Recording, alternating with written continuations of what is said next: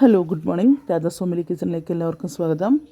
നമുക്ക് ഇന്നത്തെ പവിത്രത്തിൻ്റെ കഥ നോക്കാം. അതിൻ്റെ മുന്നേ ആയിട്ട് എൻ്റെ ചാനൽ ആദ്യമായിട്ട് കാണുന്നവരാണെങ്കിൽ ഒന്ന് സബ്സ്ക്രൈബ് ചെയ്താൽ ബെല്ലൈക്കണൊക്കെ ഒന്ന് അമർത്തി ഒന്ന് ലൈക്കൊക്കെ ചെയ്ത് സപ്പോർട്ട് ചെയ്യുക. ഓക്കെ, അപ്പോൾ എല്ലാവർക്കും നല്ലൊരു ദിവസം ആശംസിച്ചിട്ട് തുടങ്ങുകയാണ്. അപ്പോൾ നമുക്ക് ഇന്നത്തെ കഥ എന്താണെന്ന് വെച്ച് കഴിഞ്ഞാൽ, അഭിലാഷിനെ കാണാൻ വേണ്ടി പോവുകയാണ് നമ്മളുടെ വിക്രം. അപ്പോൾ അവിടെ ചെല്ലുമ്പോൾ അഭിലാഷിൻ്റെ ഫ്രണ്ട്സൊക്കെ കൂടെ നിന്ന് ഗുണ്ടകളൊക്കെ കൂടെ നിന്ന് സംസാരിക്കണം. ഇവനെ പറ്റിയിട്ട് തന്നെയാണ് സംസാരിക്കുന്നത്. അപ്പോഴേക്കാണ് നമ്മളെ വിക്രം ചെല്ലുന്നത്. വിക്രം ചെന്നിട്ടൊരു നിൽപ്പുണ്ട് ബൈക്കിൻ്റെ മുകളിലൊക്കെ ഇങ്ങനെ ചാരി നിന്ന് ഇങ്ങനെ നിൽക്കുക. അപ്പോൾ ആ അഭിലാഷ് കൂടുതലോട് പോയിട്ട് പറയും അടിക്കേട്ടാന്നറിയും. ഒരുത്തൻ ചെല്ലുമ്പോഴേക്കും അവനെ ചവിട്ടി മറിച്ചിടും. അപ്പോഴേക്കും അടുത്ത ചെല്ലുമ്പോൾ അവനും ഇങ്ങോട്ട് കൊടുക്കും. അങ്ങനെ അങ്ങോട്ടും ഇങ്ങോട്ടും അടിയായി രണ്ടുപേരെ അടിച്ചിടും വിക്രം. അങ്ങനെ അഭിലാഷിനെ പിടിക്കണം. അഭിലാഷിന് കൊടുക്കുന്നുണ്ട്, 2-3 കൊടുക്കുന്നുണ്ട്. അപ്പോഴേക്കും അവൻ കത്തി എടുത്തിട്ട് വിക്രമിനെ ചൂണ്ടുക. അങ്ങനെ കുത്താൻ നിൽക്കുമ്പോഴേക്കും വിക്രം ആ കൈ തട്ടി മാറ്റി തിരിച്ച് പിടിച്ചിട്ട് അവൻ്റെ കഴുത്തിൽ കത്തി വെച്ച് ആ കത്തി കൈക്കലാക്കി ഇങ്ങനെ കുത്താൻ നിൽക്കുമ്പോഴേക്കുമാണ് നമ്മുടെ വേദ വിളിക്കുന്നത്. വിക്രം എന്ന് പറഞ്ഞിട്ട് വിളിക്കുകയാണ്. അപ്പോഴേക്കും വേദ ചെല്ലുമ്പോൾ പോലീസുകാരും ഉണ്ടാവും. അപ്പോൾ പോലീസുകാർ വന്നിട്ട് അഭിലാഷിനെ പിടിക്കുന്ന സമയത്ത്, കണ്ടോ സാർ, ഇവനെ പോലത്തെ ആളെ പുറത്തേക്കിട്ട് ഇനി പീഡന കേസുകളുണ്ടാവും, ബലാത്സംഗ കേസുകളുണ്ടാവും, ഇവനെ ജാമ്യത്തിൽ വിട്ടതേ തെറ്റായി പോയി എന്ന് പറയലും അഭിലാഷിൻ്റെ മുഖം അടച്ചൊരൊറ്റ പൊട്ടിക്കുകയാണ് നമ്മുടെ വേദ. ആരാടാ ബലാത്സംഗ കേസിലെ പ്രതി ആരാടാ ചോദിച്ചിട്ട് ഒറ്റ അങ്ങോട്ട് കൊടുക്കുക. അതിൽ അപ്പം അങ്ങനെ അങ്ങോട്ട് പതറുന്നുണ്ട് അഭിലാഷ്. അതിൽ ആ വാക്ക് നീ മിണ്ടി പോയിട്ടുണ്ടെങ്കിൽ നിന്നെ ഞാൻ കാണിച്ചു തരാമെന്ന് പറഞ്ഞു. സർദാ നിങ്ങൾക്ക് പറഞ്ഞ ആളെ കിട്ടിയില്ല ഇതാന്ന് പറഞ്ഞിട്ട് അങ്ങനെ സാബുവിൻ്റെ വലം കൈയാണ് അഭിലാഷ്. അത് വേറെ കാര്യം. പക്ഷേ അങ്ങനെ, കാരണം ഇപ്പോൾ ഇത് CI ഉൾപ്പെട്ട കേസായതുകൊണ്ട് സാബുവിനൊന്നും ചെയ്യാൻ നിവർത്തിയില്ല. അങ്ങനെ നമ്മുടെ വേദ വിക്രമിൻ്റെ കൈയും പിടിച്ച് അവിടുന്ന് ഒരു പോരലുണ്ടാവും. എന്താണെന്നറിയോ, അത് അടിപൊളിയായിട്ടുണ്ട് കേട്ടോ. ആ ഒരു സ്ലോ മോഷനുള്ള വരവ് സൂപ്പർ. അങ്ങനെ അവർ ചെല്ലുന്നത് പിന്നെ CIയുടെ ഓഫീസിലാണ്. CIയുടെ ഓഫീസിൽ ചെന്ന് വിവരങ്ങളൊക്കെ പറയും. മിസ്റ്റർ വിക്രം, സോറി, ഇങ്ങനെ ഒരു കേസ് ഉണ്ടായതിൽ ഞാൻ ക്ഷമിക്കണം എന്നൊക്കെ പറഞ്ഞിട്ട് നമ്മുടെ വിക്രമിനോട് CI സാറ് സോറി പറയുന്നുണ്ട്. അപ്പോൾ വിക്രം അങ്ങനെ കേട്ടുകൊണ്ടിരിക്കും. അപ്പോൾ സാർ, ഇതിപ്പോൾ കേസൊക്കെ ഏതാണ്ട് എല്ലാം നിങ്ങളുടെ പേർക്കുള്ള എല്ലാ കേസും ഞാൻ എഴുതി മാറ്റിവെച്ചു, ഇനി അങ്ങനെ ഒരു കേസ് നിങ്ങൾക്കില്ല എന്ന് പറയും. പക്ഷേ സാർ, അതുകൊണ്ട് കാര്യമില്ലല്ലോ സാർ. ഇപ്പോൾ മീഡിയയുടെ മുന്നിലും ലോകത്തിൻ്റെ മുന്നിൽ വിക്രം തെറ്റുകാരനാണ്. അപ്പോൾ ആ കേസ്, ഇങ്ങനെ ഒരു കേസിൻ്റെ സത്യാവസ്ഥ അറിയുന്നതിൻ്റെ മുന്നെയാണ് മീഡിയക്കാരെ വിളിച്ച് വരുത്തിയത്. അത് ഇതിൻ്റെ ഒരു പ്രൊസീജിയറാണ്, ഞങ്ങൾക്കത് ചെയ്തേ പറ്റുള്ളൂ. കേസ് ഇങ്ങനെ ആയിക്കഴിഞ്ഞ് കഴിഞ്ഞാൽ ഞങ്ങൾക്ക് മീഡിയക്കാരെ വിളിച്ചേ പറ്റുള്ളൂ അറിയും. ഓക്കെ, പക്ഷേ ഈ വിക്രം, ഈ പ്രതി കുറ്റക്കാരനല്ല, അല്ലെങ്കിൽ ഇയാൾ കുറ്റക്കാരനല്ല എന്നുള്ളതും പറയേണ്ടത് പോലീസ് തന്നെ വിളിക്കുമ്പോൾ നിങ്ങൾ എന്താ ഉദ്ദേശിക്കുന്നതൊക്കെയാണ് അപ്പോൾ പറയും, സാർ, നാളെ എനിക്കൊരു കുഞ്ഞുണ്ടായി കഴിഞ്ഞ് കഴിഞ്ഞാൽ അവൻ്റെ അച്ഛൻ്റെ പാസ്റ്റ് ഇതാണെന്ന് അറിയുമ്പോൾ ആ കുഞ്ഞിന് എന്തുമാത്രം വിഷമിക്കും. അവൻ്റെ അച്ഛൻ ഒരു തെറ്റും ചെയ്തില്ല എന്ന് പറഞ്ഞാൽ ഒരുപക്ഷെ ഞങ്ങൾക്ക് മാത്രമേ അറിയുള്ളൂ അവൻ്റെ അച്ഛൻ ഒരു തെറ്റും ചെയ്തില്ല. നാളെ അവനെ നോക്കിയിട്ട് നീ ഒരു ബലാത്സംഗ ചെയ്ത ആളുടെ മകനാണെന്ന് പറയുമ്പോൾ എൻ്റെ കുഞ്ഞിന് മനസ്സ് എത്രമാത്രം വിഷമിക്കും എന്നിങ്ങനെ ചോദിക്കുകയാണ്. ന്യായമായ ചോദ്യമാണ് നമ്മുടെ വേദ ചോദിക്കുന്നത്. അപ്പോൾ വിക്രം നമ്മുടെ വേദ ഒന്ന് നോക്കുന്നുണ്ട്. ഞങ്ങൾക്കൊരു കുഞ്ഞുണ്ടായാൽ എന്ന് പറയുമ്പോൾ വിക്രം ഒന്നിങ്ങനെ നോക്കും വേദ. അപ്പോൾ അതിന് ഞങ്ങൾ എന്താ ചെയ്യേണ്ടത് ചോദിക്കും. അപ്പോൾ പറയും, വിക്രം തെറ്റുകാരനല്ലാന്ന് ഈ ലോകത്തിനോട് ഇങ്ങോട്ടിപ്പോൾ പോലീസിനെ മീഡിയക്കാരെ വിളിച്ചു വരുത്തി പറഞ്ഞ പോലെ തന്നെ ഈ കേസിൽ ഇയാൾ നിരപരാധിയാണെന്ന് പറയാനുള്ള ഉത്തരവാദിത്വം സാമാന്യ മര്യാദ പോലീസും ചെയ്യണമെന്ന് പറയും. അപ്പോൾ പോലീസ് CIക്ക് ഏതാണ്ട് കാര്യങ്ങൾ മനസ്സിലാകും. അപ്പോൾ അതുകൊണ്ട് ഇനി ഒരു കാര്യം ചെയ്യണം സാർ.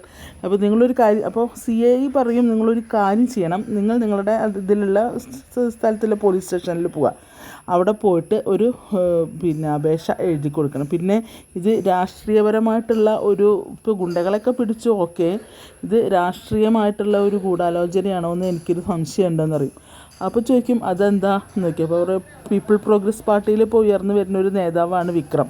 ഇപ്പോൾ അടുത്ത ആഴ്ച അതിൻ്റെ ഒരു മീറ്റിങ്ങും കാര്യങ്ങളൊക്കെ വെച്ച് നമ്മുടെ വിക്രം ഒരു യുവജന നേതാവ് ആവാനുള്ള തയ്യാറെടുപ്പിലാണ് ഇപ്പോൾ ഇങ്ങനെ ഒരു പ്രശ്നം വന്നത്. അതിപ്പോൾ പാർട്ടിയിലുള്ള ആളുകൾ തന്നെ വിക്രമിനെ ചതിയിൽപ്പെടുത്തതാണെങ്കിലോ എന്ന് ചോദിക്കുകയാണ് വേദ. അപ്പോൾ അങ്ങനെ ഒരു ഇത് വരുന്നുണ്ട്. അത് നിങ്ങൾക്ക് ആരെങ്കിലും സംശയം ഉണ്ടോയ്ക്കും. അപ്പോൾ പറയും, സാർ, സംശയം ഞങ്ങൾക്കങ്ങനെ ആരും സംശയമൊന്നുമില്ല, പക്ഷേ അങ്ങനെയും വന്നുകൂടെ. അല്ലാണ്ട് വിക്രമിനോട് ഇപ്പോൾ ബേസിക്കലി ആരും പിന്നെ ആർക്കും ദേഷ്യമില്ലല്ലോ എന്ന് പറയും. അപ്പോൾ പറയും അപ്പോൾ ഈ അഭിലാഷ് എന്ന് പറഞ്ഞാൽ അയാൾ കുറ്റം മുഴുവൻ സമ്മതിച്ചല്ലോ, അയാളാണ് ചെയ്തതെന്നുള്ളതിൻ്റെ കുറ്റം മുഴുവൻ സമ്മതിച്ചല്ലോ. അപ്പോൾ ഈ അഭിലാഷോ രമ്യോ അല്ല ഇതിൽ, അവരെ വിലക്കെടുത്ത ഒരാളുണ്ടാവില്ലേ സാർ എന്ന് ചോദിക്കും. അപ്പോൾ അതാണ് അറിയേണ്ടത്. അല്ലാണ്ട് നമ്മളിപ്പോൾ കുറ്റം ഇത് പുറത്തിറങ്ങി കഴിഞ്ഞാലും ഇനി ഇങ്ങനത്തെ ഓരോരോ കേസുകൾ ഇപ്പോൾ ഈ വിക്രമിൻ്റെ നേർക്കുണ്ടായാലോ അതൊരിക്കലും ഇനി പാടില്ല. അപ്പോൾ ആരാണിത് ചെയ്തതെന്നുള്ള ആളെയും പുറത്ത് കൊണ്ടുവരണം. ഇപ്പോൾ വിക്രം കുറ്റവിമുക്തനായി കഴിഞ്ഞാൽ തന്നെയും ഈ കുറ്റം ചെയ്യിപ്പിച്ച ഒരാൾക്കാരുണ്ടാവില്ലേ പുറത്ത്, അവരെയും കൂടെ പുറത്ത് കൊണ്ടുവരണം എന്നറിയാം. അപ്പോൾ CI പറയും നിങ്ങളൊരു കാര്യം ചെയ്ത് നിങ്ങളൊരു പെറ്റീഷൻ എഴുതിയിട്ട് അവിടെ കൊടുക്കും, അവിടുത്തെ പോലീസ് സ്റ്റേഷനിൽ കൊടുക്കൂ, അതിൻ്റെ ഒരു കോപ്പി ഇങ്ങോട്ടും തരും, ബാക്കിയൊക്കെ ഞങ്ങൾ വേണ്ട പോലെ ചെയ്തോളാം എന്ന് പറയുകയാണ്. ശരി സാർ എന്ന് പറഞ്ഞിട്ട് അങ്ങനെ അവർ രണ്ടോളം കൂടെ അവിടുന്ന് പോവുകയാണ്. വിക്രമിൻ്റെ മനസ്സിൽ ആരാന്നില്ല. വിക്രം കാരണം ഇവിടെ കയറി MLAയുടെ വീട്ടിൽ കയറിയിട്ട് ആ ഫയലുകൾ എടുക്കുന്നതും ഒക്കെ അവനിങ്ങനെ ആലോചിക്കുകയാണ്, അതെടുത്തും കൊണ്ട് പോരുന്നതും ഒക്കെ ഇങ്ങനെ ആലോചിക്കുന്നത്. ഇനിയിപ്പോൾ ആ പാർട്ടിക്കാരന് എതിർ പാർട്ടിക്കാരാണോ ഇത് ചെയ്തത് എന്നുള്ളൊരു സംശയം വിക്രമിൻ്റെ മനസ്സിലില്ലാതില്ല. അങ്ങനെ ബൈക്കിൽ രണ്ടുപേരും കൂടെ അങ്ങനെ പോരുന്ന സമയത്ത് ഒരു വഴിക്ക് കുറച്ചൊരു ഉജ്ജലമായൊരു സ്ഥലത്ത് എത്തുമ്പോൾ ബൈക്ക് നിർത്തും. അപ്പോൾ അവൾ ചോദിക്കും, വേദ ചോദിക്കും എന്ത് അവിടെ നിർത്തി ചോദിക്കുമ്പോൾ നീ ബൈക്കിൽ നിന്ന് ഇറങ്ങുക, നീ അത് ബാക്കി കാര്യങ്ങളും കൂടി സംസാരിച്ചാൽ മതി, മുന്നോട്ട് പോകാമെന്ന് പറയും.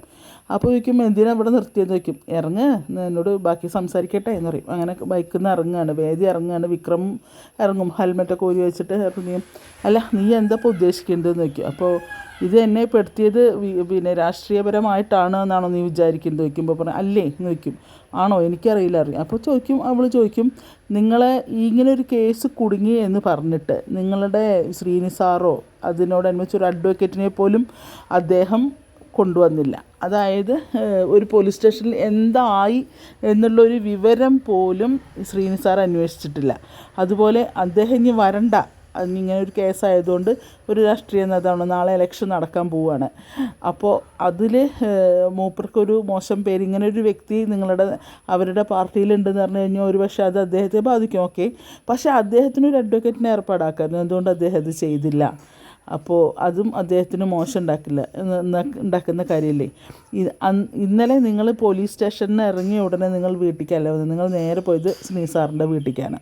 അവിടെ പോയിട്ട് നിങ്ങൾക്ക് ഉണ്ടായ അനുഭവം എന്താണെന്ന് ചോദിക്കുകയാണ്.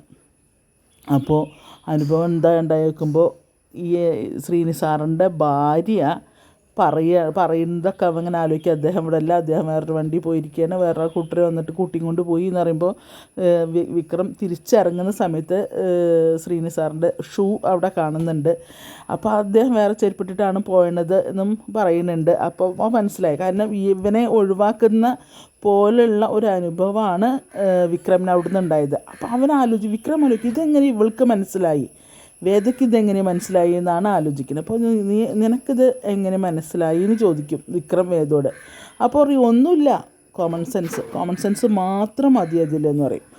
അപ്പോൾ ഇപ്പോൾ ഏതാണ്ട് കാര്യങ്ങളൊക്കെ ബോധ്യമായില്ലേ എന്ന് വയ്ക്കും. അപ്പോൾ നിൻ്റെ ഏട്ടനൊക്കെയാണോ ഇതിൻ്റെ പിന്നിൽ എന്ന് പറയും. അതെനിക്കറിയില്ല, പക്ഷെ ഒന്നുണ്ട്, ഇതിൻ്റെ പിന്നിൽ ചിലപ്പോൾ ഇതായിരിക്കാം, പിന്നെ രാഷ്ട്രീയപരമായിരിക്കാം. എന്തായാലും ഈ കേസ് മുഴുവനായിട്ട് തെളിയേണ്ടത് ചെയ്യിച്ച ആൾക്കാർ നമുക്ക് പുറത്ത് കൊണ്ടുവരണേ. ഒരു അഭിലാഷോ ഒരു രമ്യോ വിചാരിച്ചാൽ മാത്രം നടക്കാവുന്ന ഒരു കേസല്ല ഇത്. അപ്പോൾ അവരെ വിലക്കെടുത്തത് ആരാന്ന് അറിയണം, അതാണ് ഇനി നമുക്ക് അറിയാനുള്ളത് എന്ന് പറയും.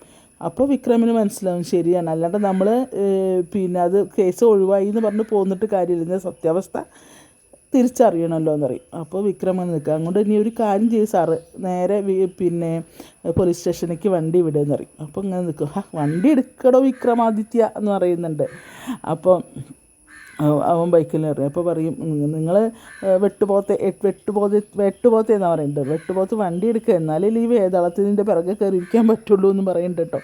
അങ്ങനെ രണ്ടുപേരും കൂടെ ബൈക്കിൽ കയറി ഇങ്ങനെ പോണ സമയത്ത് നമ്മുടെ എന്താ പറയുക ചിരിക്കുന്നുണ്ട്, വിക്രം ചിരിക്കുന്നുണ്ട്. എന്തായാലും എയർ പിടുത്തമൊക്കെ കുറേ കുറഞ്ഞു. അപ്പോൾ കുറച്ചൊന്ന് ചിരിച്ചിട്ടാണ് പോകുന്നത്. അങ്ങനെ പോലീസ് സ്റ്റേഷനിൽ ചെല്ലുന്നുണ്ട്. പോലീസ് സ്റ്റേഷനിൽ ചെന്ന് കഴിഞ്ഞപ്പോൾ അവിടെ ഇരിക്കുന്ന ആളോട് പോലീസുകാരനോട് പറയും എന്താണെന്ന് ചോദിക്കാൻ പറയും ഞങ്ങൾക്ക് സാറിനെ ഒന്ന് കാണണമെന്ന് പറയും. അപ്പോൾ ശരി നിങ്ങൾ പിന്നെ ഇവിടെ ഞാൻ പോയി പറഞ്ഞിട്ട് അറിയാം. അങ്ങനെ ഈ പോലീസുകാരൻ പോയിട്ട് അകത്ത് പോയി സാബുവിനോട് പറയുകയാണ്. എന്നിട്ട് അങ്ങനെ ഇവർ രണ്ടുപേരും കൂടെ ചെല്ലുകയാണ്, അകത്തേക്ക് ചെല്ലുകയാണ്. ചെല്ലുന്ന സമയത്ത് വരണം വരണം എന്ന് പറഞ്ഞിട്ട് ഒരു പ്രത്യേക തരം കളിയാക്കുന്ന പോലെയാണ് വിളിക്കുന്നത് ഇവരേനെ. അപ്പോൾ അങ്ങനെ ഇവർ അകത്തേക്ക് കയറി ചെല്ലും. അപ്പോൾ ചോദിക്കും എന്താ എന്താ വന്ന് നോക്കുമ്പോൾ പറയും കേസൊക്കെ കഴിഞ്ഞില്ലേ, ഇപ്പോൾ നിങ്ങൾ കുറ്റവിമുക്തനായില്ലേ എന്ന് പറയും. അപ്പോൾ അടുത്ത വഴിക്ക് നമ്മുടെ വേദം അറിയും അതുകൊണ്ട് മാത്രം കാര്യമില്ലല്ലോ എന്നറിയും. അപ്പോൾ പറയും ഞാനൊരു പരാതി എഴുതി കൊണ്ട് വന്നിട്ടുണ്ട്, ഈ പരാതീൻ്റെ ഒരു കോപ്പി ഞാൻ CA ഓഫീസിലും കൊടുത്തിട്ടുണ്ട്, അതുകൊണ്ട് നിങ്ങൾ ഇതിൻ്റെ മുകളിൽ ആക്ഷൻ എടുക്കണം അറിയും. അപ്പോൾ പറയും നിങ്ങൾക്ക് എന്തത്ര ആരെയും നിങ്ങൾക്ക് സംശയം പലരും ഉണ്ട് എന്ന് പറയും നമ്മുടെ വേദം പറയും. അപ്പോൾ പറയും പിന്നെ ഈ പീഡന കേസെന്ന് ഇപ്പോൾ ഊരി പോന്നല്ലോ, അപ്പം അതുകൊണ്ട് മാത്രമായില്ല, ഇതിൻ്റെ പിന്നിൽ ആരാണ് പ്രവർത്തിച്ചതെന്ന് അറിയണം, ഇത് രാഷ്ട്രീയപരമായിട്ടുള്ള കളിയാണോ എന്നറിയണം. അപ്പോൾ രാഷ്ട്രീയ പകപോക്കലാണെന്ന് അറിയണം എന്നറിയും. അപ്പോൾ അങ്ങനെ ഇതിൻ്റെ മുകളിൽ ഒരു ആക്ഷൻ എടുക്കണം ഞങ്ങൾ CI സാറിനോട് പറഞ്ഞിട്ടാണ് വന്നത് എന്നറിയും. അപ്പോൾ അങ്ങനെയാണെങ്കിൽ ശ്രീനിവാസൻ സാറിനും ഇവൻ്റെ ഗുരു ഉണ്ടല്ലോ ശ്രീനിവാസൻ, അയാളെയും സംശയിക്കണമല്ലോ എന്നറിയും. അദ്ദേഹം ഒരിക്കലും അത് ചെയ്യില്ല, കാരണം അദ്ദേഹത്തിന് കൊടുക്കുന്ന എതിർ പാർട്ടിക്കാർക്കും അത് വേണമെങ്കിൽ ചെയ്തൂടെ എന്നൊക്കെ ചോദിക്കുകയാണ്.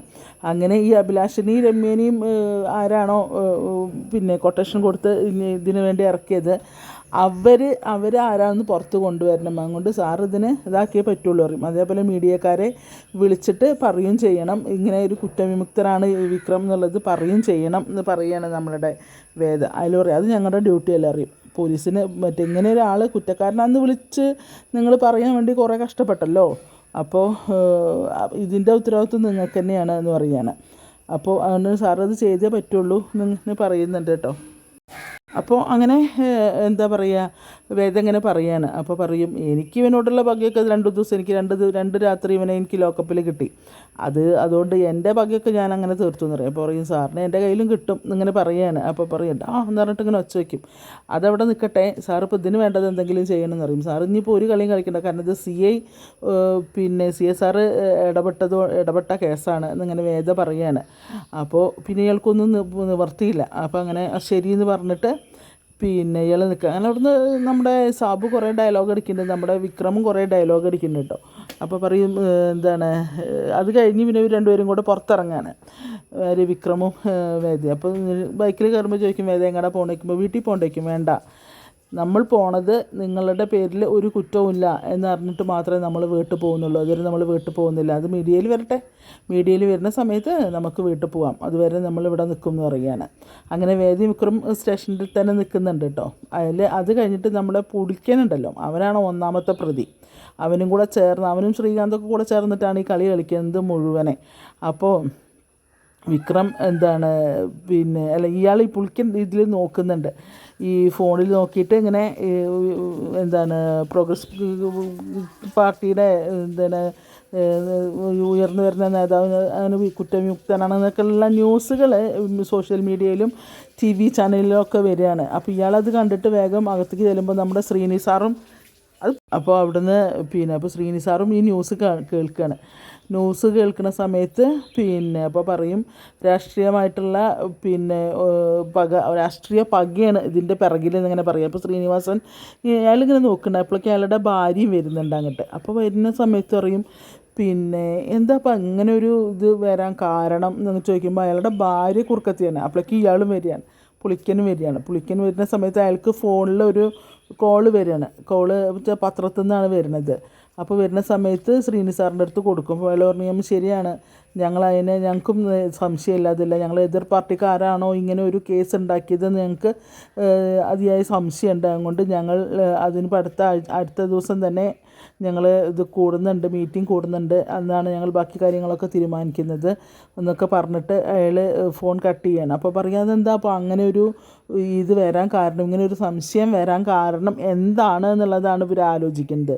അപ്പോൾ അയാൾ പറയുകയാണ് ഇങ്ങനെ ഇതിൻ്റെ പിന്നിൽ ആരോ ഉണ്ടല്ലോ എന്നറിയും. അപ്പോൾ പറയും വേദയാണ് ഇങ്ങനെ ഒരു സംശയം വെച്ചിട്ടുള്ളത് അറിയും. അവൾക്ക് എന്താ അപ്പോൾ അതിൻ്റെ പിന്നിലൊരു ഇത് വരാൻ കാരണം എന്ന് പറയുമ്പോൾ അവൾ വേറെ എന്തോ ആണോ ഉദ്ദേശിച്ചിരിക്കുന്നത് ഇതിൽ. ഇനിയിപ്പോൾ അവൾ തന്നെയാണോ ഇത് ചെയ്തത്, അല്ല ഇനിയിപ്പോൾ വല്ല രാഷ്ട്രീയമായിട്ട് വല്ല പ്രശ്നമാണോ എന്നൊക്കെ തന്നെ എല്ലാവരും കൂടി ഇന്നിങ്ങനെ ചർച്ച ചെയ്യണം. അതായത് ശ്രീനി സാറും അയാളുടെ ഭാര്യയും പുള്ളിക്കാനും കൂടെ ഇന്നിങ്ങനെ സംശയം പറയുകയാണ് കേട്ടോ. അത് കഴിഞ്ഞ് ആ സ്ത്രീ അത്ര ശരിയല്ല എന്നാണ് എൻ്റെ ഒരു ഇത്. എന്തായാലും പോട്ടെ. അത് കഴിഞ്ഞ് പിന്നെ കാണുന്നത് നമ്മളുടെ വേദയുടെ വീടാണ്. വേദയുടെ വീട്ടിൽ ശ്രീകാന്ത് കിടന്ന് ഇങ്ങനെ ഞെട്ടിത്തിരിയാണ്. അപ്പോൾ ശ്രീകാന്ത് പറയുന്നുണ്ട്, കണ്ടില്ലേ ഇപ്പോൾ അവളാണ് പിന്നെ ഇവനെ ഇറക്കിയും കൊണ്ട് വരുന്നത്, പിന്നെ ഇറക്കിക്കൊണ്ട് വന്നത്. അപ്പോൾ അവനിപ്പോൾ ഒരു തെറ്റും ചെയ്യാത്തവനായിട്ട് ഞെളിഞ്ഞ് നടക്കണ്ടെന്ന് പറയും. അപ്പോൾ അവൻ്റെ പേർക്ക് ആരോപണം ഉന്നയിച്ച ആ പെൺകുട്ടി തന്നെ പറയുന്നുണ്ടല്ലോ, മറ്റേ വിക്രം ഒരു തെറ്റും ചെയ്തിട്ടില്ല എന്ന് അവൾ തന്നെയല്ലേ പറഞ്ഞത്. ഇപ്പോൾ ഇത് രാഷ്ട്രീയമായിട്ടുള്ള ഗൂഢാലോചനയാണെന്നാണല്ലോ പറഞ്ഞത് എന്നൊക്കെ പറയും. അപ്പോൾ ഇയാൾക്കത് അത്രക്കാണ്ട് ദഹിക്കുന്നില്ല, ആർക്ക്, ശ്രീകാന്തിന്. അപ്പോൾ പറയും, കണ്ടോ മുത്തശ്ശി ഇപ്പം എന്താ ഉണ്ടായത്, എന്തായാലും പേര് നാശമായാലും അറിയാം. അതെങ്ങനെ പേര് നാശം, മീഡിയയിലൊക്കെ വന്നു കഴിഞ്ഞാൽ അതിൽ തെറ്റുകാരനല്ല എന്ന് മീഡിയയിലൊക്കെ വന്നു കഴിഞ്ഞില്ലേ, അപ്പം എങ്ങനെ പേര് നാശമാവണത് എന്നൊക്കെ ചോദിക്കുകയാണ് മുത്തശ്ശി.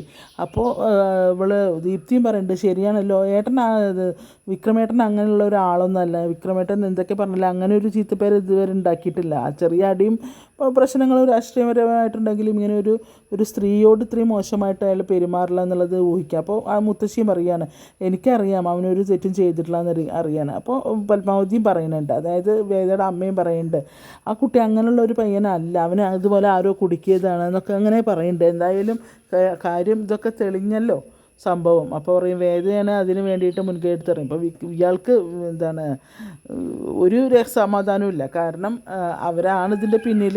അപ്പോൾ അതിനി തെളിയോ, അതിനി പുറത്ത് കൊണ്ടുവരുമോ എന്നുള്ള പിന്നെ പേടിയിലാണ് ശ്രീകാന്ത് ഇരിക്കുന്നത്. എന്തായാലും നമ്മുടെ വേദ കുറച്ചൊന്ന് കഷ്ടപ്പെട്ടിട്ടാണെങ്കിലും വേണ്ട എവിഡൻസുകളൊക്കെ കളക്ട് ചെയ്തിട്ടാണെങ്കിലും നമ്മുടെ വേദ നമ്മുടെ വിക്രമിനെ പുറത്ത് ഇറക്കിയിരിക്കുകയാണ്. ഇനിയാണ് കളി കാണാൻ പോകുന്നത്. ഇനി തിരിച്ച് വീട്ടിൽ പോകണമല്ലോ. അപ്പോൾ ഇവൻ്റെ പേരിലുള്ള എല്ലാ കേസുകളും, അതായത് ഈ പീഡന കേസ്